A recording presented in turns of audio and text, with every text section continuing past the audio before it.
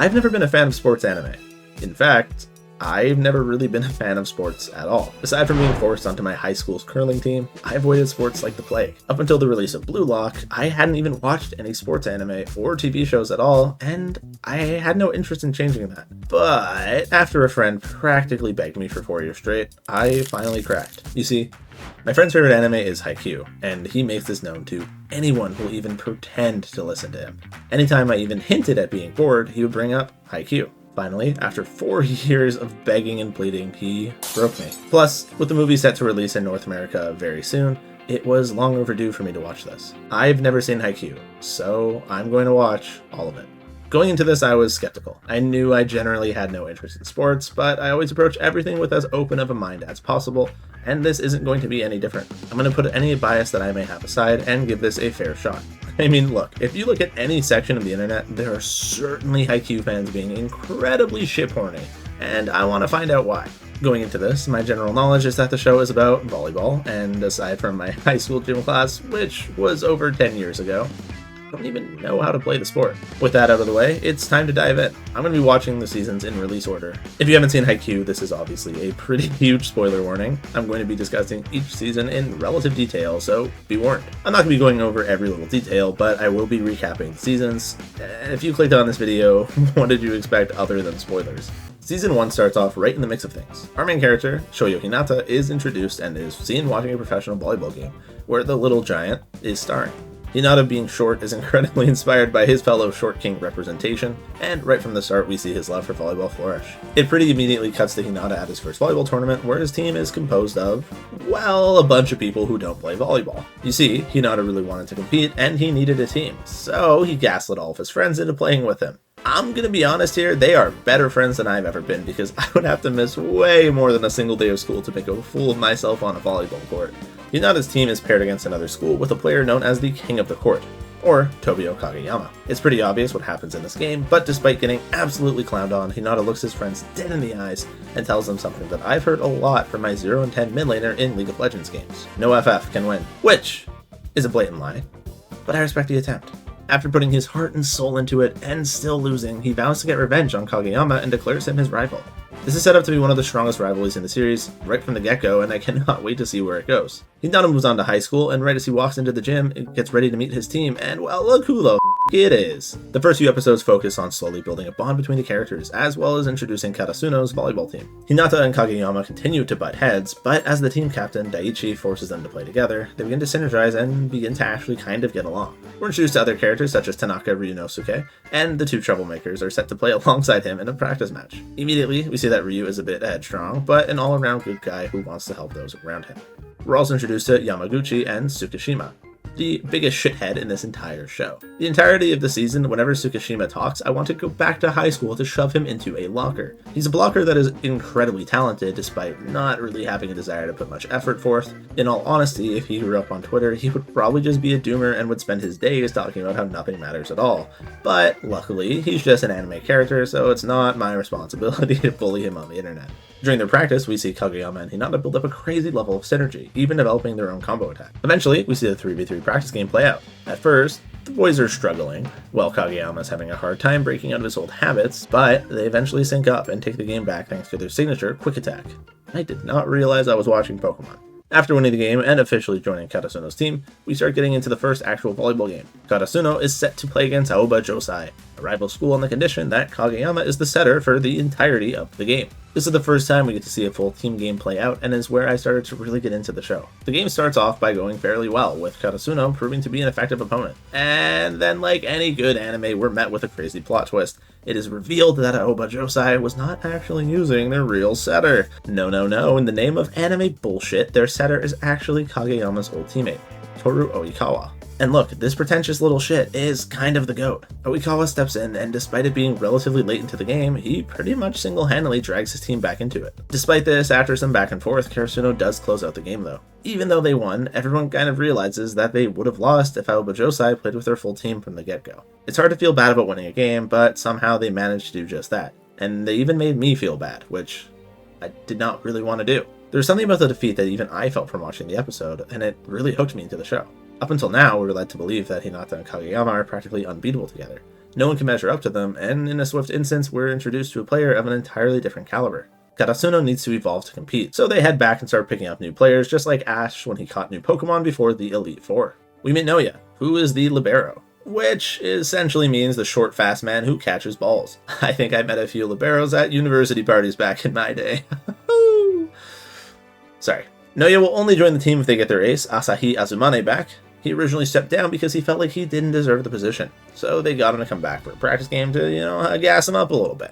We're introduced to Yukai, who acts as their new coach, and was previously a player for the school back in his day. Here we learn that the boys' team is going to be playing against Nekoma, their old rival. Now, as a weeb, I'm seeing a pattern here. Neko, cat. Karasu, crow. Cat beats crow, I think we just quit Wooler ahead. With another practice match lined up amongst the boys and some old Karasuno players, the team gets stronger and, after proving himself, Azumane joins the team, leaving us with 2 new players. Karasuno heads to the practice match against Nekoma, Hinata runs into one of their players, Kenma, and they immediately become BFFs. Well, sort of. Despite the game not really going in Karasuno's favor, we see the team evolve right off the rip, with them practicing and learning new moves in the middle of this series. Hinata and Kageyama develop a stronger bond, and the other members also get their chance to shine. Even though they end up losing this nail-biter of a series 0-2, they come back stronger and are ready for the upcoming tournament. We also see that Nekoma and Karasuno are developing a budding rivalry, and given the movie's branding, I have an inkling of an idea that we might see these teams play again together. Even though we only spent a bit of time with them, I'm excited to learn more about Nekoma, and more specifically Kenma. After a bit more practice, our boys team is on to the Inter-High tournament, and we're off to the races. The first game of the tournament is wrapped up nice and quickly, showing us, and even opposing teams, that Karasuno is a force to be reckoned with. Now, onto their second series against Date Tech, a team that previously completely shut out the old Karasuno roster. Known as the Iron Wall, due to how strong their defense is, Date Tech is set to be a formidable opponent for the boys. With a nail-biting set from start to finish, we see Karasuno pull through the first set thanks to their new skills that they learned in previous practice matches. Whoever said practice doesn't pay off. Despite being in the lead, the opposing team is keeping up and applying enough pressure that they're essentially forced to close it out in the second set, or they'll lose due to exhaustion. Luckily, thanks to Asahi's skill, they're able to close out the set and win, despite this being one of their toughest matches yet. The boys are riding a crazy high, and without further ado, we're set to get our fabled rematch against Aoba Josai. Oikawa is, in my opinion, one of the coolest characters in the show, the mix of cockiness and skill to back it up. I'm eager to watch a full series of this play out, and I cannot wait to see how he develops. Right off the rip, Oikawa generates a lead for his team, but Kageyama does what he can to keep his team in the race. It's clear that despite both teams being strong all around, the real stars of this show will be Oikawa and Kageyama, the battle of the setters. After some back and forth, Kageyama gets a little too locked in and goes Goblin mode, King mode, and starts treating volleyball as a single-player game and his teammates as NPCs, which quickly gets him subbed out. While watching his teammates and the substitute setter coordinate, he quickly realizes his faults though, and, High School Musical style, gets his head back into the game. Both teams claim a set and the score is tied going into the third. But Aoba Josai starts to claw ahead. I really like how Haikyu doesn't spend a bunch of needless time during sets on every single point. It still makes them seem like every point matters, but it really keeps things flowing naturally and doesn't make it drag on. More shonen could learn a lesson from this. I am a huge fan of this. Players get subbed in, players pop off, others fumble, and the game is nearing a daunting tie. With both teams at 25 points, we're in overtime, and the first to lead by 2 gets to leave the victors. The length of the game is draining, and both teams are making mistakes, but all that matters at this point is who wins. History does not remember the losers. Despite their best efforts and a crazy close set, Aoba Josai is able to block Hinata's final spike, closing the game out with a score of 33-31, which is absolutely insane given that we were tied at 25-25. Despite the absolute heartbreak the team is feeling, it's clear that this set alone has helped them to drastically improve. It's evident this is going to pay off later, but this is soul-crushing. The team goes for a funeral dinner of sorts to not only celebrate how well they did, but also to mourn their loss. Despite doing better than I honestly expected, they all sob and cry a little bit as they eat. Look, I'm not judging them, I've been here before. I know I said I never played any sports, but I am a pretty big nerd, okay? I spent a few years competing in an esport, we're not going to talk about which one, don't Google it, and often getting very close to victory but failing to close it out was the worst feeling, no matter the circumstance. I would rather lose the first round of a tournament than lose deep into it. It doesn't matter how much I improved, it was devastating. I'm with you, Karasuno, I'm also crying in the club for you.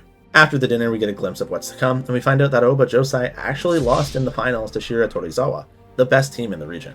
So, bright side, even if Karasuno won, they probably would have been stopped dead in their tracks in the finals, which, a little doomer of me, but it's always a little bit bright side, meaning that even if Karasuno won, they probably would have been stopped right in their tracks. Overall, I really enjoyed the first season of Haikyuu, and I hate to say it, but my friend might have been right. I felt invested pretty much from the start, and while a bit of the earlier training games didn't engage me as much, later matches had me so hooked that I could sit through pretty much anything for this team. Even in just one season, we saw so much character growth and development, and while there are some clear winners such as the Dynamic Duo or Oikawa, and clear fucking nerds like Tsukishima, I'm really vested in pretty much everyone's future. Oh, the opening and ending songs were also complete bangers, and they've made their way into my Spotify playlist. I'm a shonen expert of sorts, and I know that usually each season gets a lot better. So I'm excited to see what happens. I want to see how hype things get. And without any further waiting, let's jump right into Season 2. Season 2 takes a bit of a slower pace when starting off. Our main duo runs into the high school volleyball GOAT and threatens to crush him. We have a bit of slice of life fun with exams around the corner, and get some development on Yachi, who ends up being our new team co-manager. From here, Karasuno heads over to the training camp, missing Hinata and Kageyama as they're stuck doing makeup exams. We're also introduced to the age-appropriate simp magnet, Tanaka's sister, who bounces into focus every time she is on screen. After many losses, the dynamic duo comes back and Karasuno wins their first game. Hinata also meets Lev, Nekoma's new player. This meeting happened in the bathroom again. I think Hinata might be a little bit of a pervert. From here we get all the good old shonen basic tropes. Our duo has an argument, they split off to practice by both seeking out a mentor, and after practice they reconcile. All of Karasuno is undergoing training as they want to improve drastically, giving us the typical shonen showcase. Well, everyone except for the little shit. After sandbagging for a bit though, he eventually gets dragged into training by other teams and begins to put in a little bit of effort at the least. In some ways it's kind of like a group project, and look, I have been there before. I get it. But when you're in the anime that I am currently binge watching, you better get to work, buddy. After honing their skills, Karasuno still loses their final game in the training camp to Fukuro Danai, one of the best teams in the region, but overall they look much better than they did before. They are starting to actually look like a team again. Now, if you haven't picked up on it from my tone, this was probably my least favorite part of the series. That isn't to say that I disliked it, but in general, training arcs have never really pulled me in. Whether it's Hunter x Hunter digging out rocks from a mountain, or Tanjiro cutting a giant rock, training arcs tend to lose me a little bit. Come to think of it, it's a little bit weird that shonen always has a heavy emphasis on rocks for training arcs, isn't it? I did enjoy the first part of Season 2, but I do think that it is the overall weakest part of Haikyuu. A lot of great character development starts here, but I didn't get a huge payoff until later on. But this does definitely set the stage, and without it, we would not have gotten some of the most hype moments to come. The second part of Season 2, on the other hand, is, well, it's gas the entire way through. It also has the best opening in the entire series, and yeah, you know which one I'm talking about. Now that our team has digivolved, it is time for the spring tournament, which will bring the winner to nationals. Hinata meets a player from the opposing team. Once again, you can probably guess where. I see what you're into, buddy. And the games kick off. Everyone, including us, notices how much the boys have improved, and it feels incredibly gratifying to watch. You start the series off knowing that they're good, but quickly learn that they have an incredibly long way to go. But with every match that they play, I found myself believing just a little bit more and more. Maybe they actually can do this.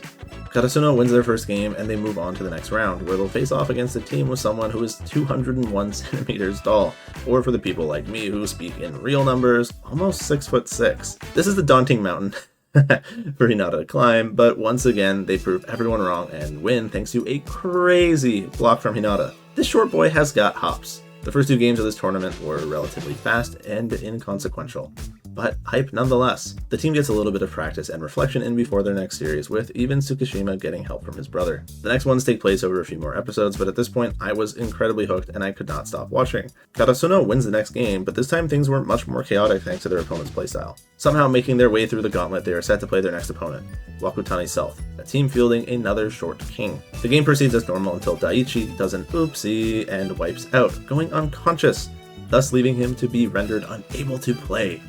Okay, pause for a second. Before I watched any Haikyuu, TikTok fed me a video from this scene where instead of Daiichi wiping out, they said he got shot. I didn't Google anything for spoilers, but do you know how confused I was going into the show thinking there was a certified America moment?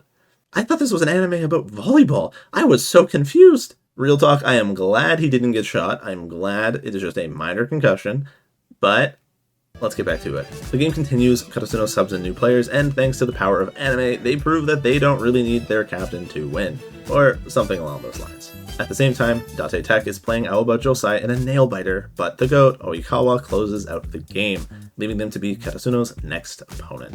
At this point, I kind of figured they'd be playing each other, and I could not be more hyped. This is what I have been waiting for. Oikawa has quickly become one of my favorites, and while I expect him to get crushed, this is a rematch that I am excited to watch. This series was an absolute nail-biter, and at this point is by far the peak of the series. Karasuno pulls ahead in the first set, but Obachosai subs in a new player and begins their comeback. In response, Karasuno subs in Yamaguchi, God I love saying his name, and they try to claw back the second set, but Oikawa pops off and closes it out. Going into the third set, pretty much anything could happen, and like a sideline soccer mom, I just want both teams to have fun. The third set sees players getting heated, new techniques developing, and simply put, good-ass volleyball. Karasuno takes the lead, and despite their best efforts, Alba Josai simply cannot find an angle to win. I am pretty sure I jumped out of my chair when Karasuno won.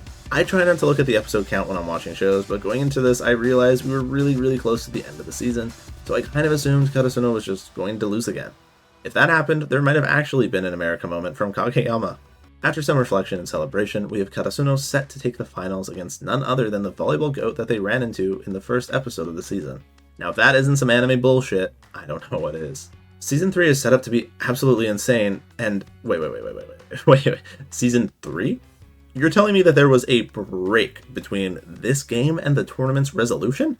Now that is some anime bullshit! Some quick googling told me it was only about a 7-month wait between seasons, but if I was watching this weekly, this might have been my 13th reason why. No, seriously, can you imagine if we had to wait 7 months after Sukuna fought Volcano Man?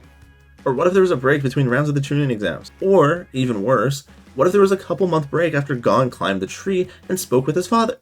Oh, yeah. That's my bad. Overall, Season 2 of Haikyuu was great, but it still was probably my least favorite season of the show. I think I might have overall enjoyed it more than the first season, but the first season of any show brings new excitement and wonder, and I think that feeling alone bumped it up for me a little bit. On top of this, I think the training arc did a wonderful job setting things up for future episodes and seasons to come, but it did have a bit of a hard time keeping my attention at times, so I do think Season 2 might have been the weakest part of Haikyuu in my opinion. Again, don't get me wrong, I loved the season, and while training arcs do bore me as I said, I wouldn't even consider skipping an episode if I rewatched it. Whereas Tanjiro and the goddamn rock? That's an entirely different story. I think that Season 2 immediately giving us a payoff following the training arc was heavily appreciated. Watching the team practice, put in the work, and then immediately be rewarded by shitting on almost every team in the region, including one of their rivals, really gave us a solid reward. There's a little bit of a bitter taste in my mouth with the pacing and splitting of Season 2 into 3, but seeing as I binged the show, this was not an issue for me. Now, if this did upset you as a weekly watcher, well, sucks to suck, and I'm sorry for bringing up your trauma, I guess. At this point, I am hooked with Haikyuu, and I find it hard to believe that any game could top the one that just closed out the second season. Right, guys? Before watching Season 3, I can already tell that it's going to be pretty amazing. It is the highest rated of the seasons on my anime list. Season 2 ended on a crazy cliffhanger, and my friend said it is his, and I quote, favorite piece of anime media ever. That is a crazy high bar from somebody who started watching Shikanoko Koshi Tantan, but we'll skip right over that. The opening of this season is also one of its best ones, but it doesn't top Fly High, it's just not possible. The ending song did err on the forgettable side, but that's not to say it was bad, just didn't really impact me as much. Season 3 showcases our boys, Karasuno, fighting off against the best team in the region, and their toughest opponents yet, Shida Torizawa. This is the first time that our team will be playing a series that is a best of 5, meaning the first team to win 3 sets will earn their spot at Nationals. The game starts off rough with Ushiwaka, the powerhouse, scoring nearly instantly. The first set goes as expected, with Karasuno getting, well, dumpstered. They vow to win the second set, but our duo's quick is quickly blocked by the rock guy from My Hero Academia. Or, in this universe, Tendo. This blocker will prove to be the first obstacle for the team to overcome, and his skill set has sent Kageyama in disarray. TLDR is that he's got the Sharingan and makes really good educated guesses, making him to be a pretty good blocker. While trying to navigate through the blocker, Ushiwaka continues to spike his team a ton of points. Somehow, little shit Tsukishima helps his team coordinate the timing for a 3-man block, preventing the lead from getting too drastic. Oh my god, he's finally doing something. The set is neck and neck, and neither team can get more than a 2-point lead. Finally, Shida Torizawa starts to get impatient, and with impatience comes recklessness. And in this moment, none other than Tsukishima steps up to the net, having waited for this fated opportunity. He baits Ushiwaka into thinking there's an opening, and in the last possible second, the little shit moves his hand over to block the ball, denying the spike and winning the second set for Karasuno. This scene was interwoven with a perfectly timed flashback from Tsukishima telling Yamaguchi, "There's just no way I can beat him. I'm just hoping that I can stop a few of his spikes." The room is silent. Everyone is stunned. But suddenly, the crowd erupts into a cheer, and finally Tsukushima lets out a victory roar, showing not only the audience, but also his team, that he's finally truly fallen in love with volleyball. This was not only the best moment in this season, but in my opinion, the best moment in the entire show. I have never switched sides so fast in my life. I went from being the biggest hater to, well, yeah. This scene has been playing rent-free in my head for weeks, and I've even rewatched it about a dozen times. The feeling of helplessness being overcome by your own skill is unrivaled, and in this moment I truly felt like I was watching a game from the audience. I know I said I was hooked on the show previously, but this moment solidified Haikyuu as one of my favorite shows. This is where I fell in love with it, and this is what made me a true fan of the series. The third set came and went faster than me the first time I got internet access, and just like that, we are on to the fourth set. Before starting, Yoshiwaka got a little shit-talking in with Hinata, berating him for not making up for his height with his skills. The fourth set starts and is relatively even as both teams are performing at their peak. Despite being down in match score, Hinata won't let his resolve falter and continues to adapt to any situation that's thrown at him. The game is incredibly close, and despite the exhaustion that comes with such a long series, Karasuno closes out the fourth set thanks to Hinata using his left hand. Improvisation, I like it. Finally, we are on the fifth and final set. This is the culmination of everything the teams have went through so far. Both teams have given it their all, and even some unlikely players have stepped up to claim fame for themselves. But at this point, tragedy struck. You see, I watched all of Haikyuu with somebody, and we sat down to watch season 3 together. We ran through the first 6 episodes in record time, and then they hit me with the only 4 words that I've ever heard that are worse than "your dad left us." That's right, they said, "I need to sleep." I couldn't believe it. There was only 4 episodes left. We're starting set 5. How are we ending here for the night? Somehow, unlike them, I remained faithful and I waited for them to watch. It was the longest night of my life, and I don't think I have ever felt more betrayed. Anyways, set 5 only goes to 15 points, making it the shortest and fastest set yet. With an intense start, our newfound hero is injured by trying to block the Attack Titan's spike. This injury leads Karasuno to fall behind heavily, but the team does everything they can to crawl back. Hinata even tanks a ball with his face, allowing them to score a point. After a few synced attacks, Karasuno ties the game, leaving the audience and me at the edge of our seats.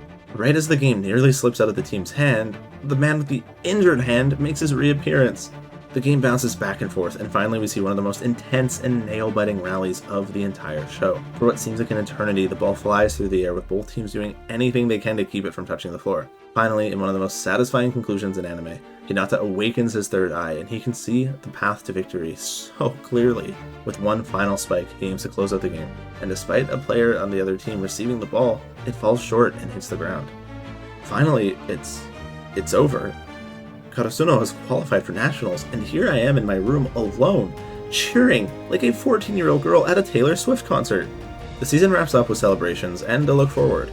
And oh boy, another training camp for Kageyama. But with the ultimate payoff of nationals coming up soon, we're likely to see familiar faces. Season 3 of Haikyuu quite literally changed my entire perspective on the show. While I was already really enjoying it, the culmination and payoff that we received multiple times throughout the season made the entire journey worth it. I rewatched clips from this game more times than I can count, and I even gave up on Oikawa and replaced him with someone that I hated up until now. My friend was right. He was more than right. This season of Haikyuu was peak. This is one of my favorite pieces of anime, and despite me loving the rest of the show, this season completely blew it out of the water. I don't know what lies in store for me in season 4, but one thing is certain. Karasuno has changed my entire outlook on the sports anime genre. Season 4 had a near impossible challenge set up for it, to stand alongside the masterpiece that was Season 3. I know from a personal perspective, it is nigh impossible for me to enjoy this season more than last. But this show has had an amazing track record so far, so even with the training arc to start it off, I am sure I'll enjoy it. Season 4 starts off with Kageyama prepping for his training camp, and a big reveal. Tsukushima is also invited to a different training camp. Hinata throws a little bit of a temper tantrum and sneaks into Tsukushima's camp despite not being invited. He ends up getting to play as ball boy to practice away from Kageyama. At the same time, the rest of Karasuno is running drills and practicing on their own.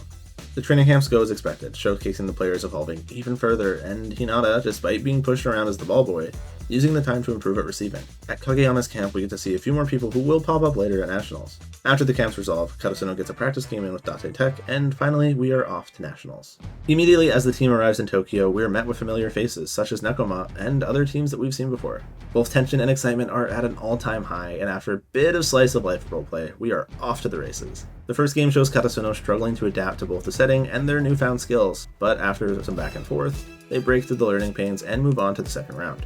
Before the next game, Hinata meets another short king, Hoshiumi, who, by the law of height, instantly becomes Hinata's new rival. We also get a little bit of Tanaka lore and a little bit of a lovey-dovey confession rolling. So wholesome. The next round opponents, Inarizaki, are set to be one of the toughest yet, featuring another dynamic duo, but this time in the form of twins, Atsumu and Osamu Miya. In the game against this team, the crowd goes buck wild, causing a crazy uproar with their cheering and support for their team. The crowd goes quiet whenever it's their turn to serve, and start booing and screeching whenever Karasuno is up to serve. How is this allowed? How is it not cheating to have a third party who isn't playing try to distract players? Can I just sit in the audience and scream like a banshee anytime the ball ends up on the enemy team's side? Not just get kicked out? I mean, clearly it was okay, and Karasuno ended up having their own cheer squad, well, band, pull up later on, but this was baffling to me. The game continues and is as intense as ever. The twins and their team are popping off, and they even copied Karasuno's quick attack. Even at Nationals, different players get a chance to shine, with Asahi pulling out new moves, and even Yamaguchi popping off with a service ace. We end up getting a little bit of a mental breakdown from Tanaka after he feels like he's dragging the team down, but after an incredibly motivational moment, he pulls himself together and brings it back, in one of the most inspiring moments of the series. Seriously, up until now, I sort of viewed him as kind of a gag character. He had an impact on a lot of games, but to me, he was kind of just there as a tool to progress the games and bond characters in between them. Suddenly, we're giving an incredibly random perspective change, and now we are watching Nekoma's game. This would put the Jujutsu Kaisen author to shame. Manga readers know what I'm talking about. And if you don't, let's just call it a stand-up comedy special. Nekoma's game is once again intense, with the opposing team trying to crush Kenma mentally. It ends up being another nail-biter, but despite the lack of effort Kenma would typically exert, he pushed himself to the point of collapsing, bringing his team to the victory. Foreshadowing, perhaps? Boom! Whiplash, we're back to Karasuno. Inarizaki High is proving to be more formidable than expected and is pulling new tricks out of their hat, backing our boys into the wall. Momentum bounces between the two teams, and both are showing that they clearly deserve to be at Nationals. We get some backstory on the other team and see their motivation for winning, but remember, nothing is more powerful than a little bit of yaoi bait, so I'm sure Karasuno will win this. Despite my last sentence, Karasuno does drop the second set though. My bad. Everyone gets to shine a little bit in the third set. Nishinoya gets his pop-off moment, the twins continue to dominate the court, and everyone else finds a way to shine. As the third set gets incredibly close, we get to see Hinata's ball boy practice pay off, with him making some of the craziest saves in the series, keeping his team in the game. But it isn't enough, and they are still struggling to gain a lead. We get a few back and forth rallies, a few more pop-offs from, well, pretty much everybody, and the game drags on to the late game. At this point, I'm pretty sure the score was above 30 for both teams. Finally, in the last play of the game, the ball is about to hit the floor, and to my surprise, none other than Tsukishima dives for it, which, at the start of the series, I would have bet my entire bank account of $25 whole that we would never see him do. He ends up saving the ball, but barely keeps it in the air, leaving Daichi to go crazy and barely get it onto the other side of the court. The twins try to close out the game with a quick attack, but get denied by our duo of Kageyama and Hinata, thus winning the game for Karasuno. While this game might not have bested the Season 3 masterpiece, it was still incredible and had me biting my nails the entire time. Seriously, do not look at my hands, they are disgusting. With this, Season 4 reaches its end, and the stage is set for the Battle of the Garbage Dump to take place. That's right, Karasuno will be facing off against Nekoma. Overall, Season 4 was a fitting end to the seasons that are currently available for Haikyu. The games at Nationals lived up to the hype and standards that the show has set. Even though I knew Karasuno would win the rounds to face off against Nekoma due to the movie's existence, part of me still believed they could lose at any point. Haikyuu does a phenomenal job at building tension and setting the stakes. Despite being a show about high school volleyball, there really is a suspension of disbelief where I'm forgetting that I'm watching a shonen. Obviously they were going to make it to Nationals, and obviously they're going to do pretty well there. Sure, they might not win, I mean, look how long it took Ash to become the champion, but regardless, there was always the thought of, what if this isn't the time?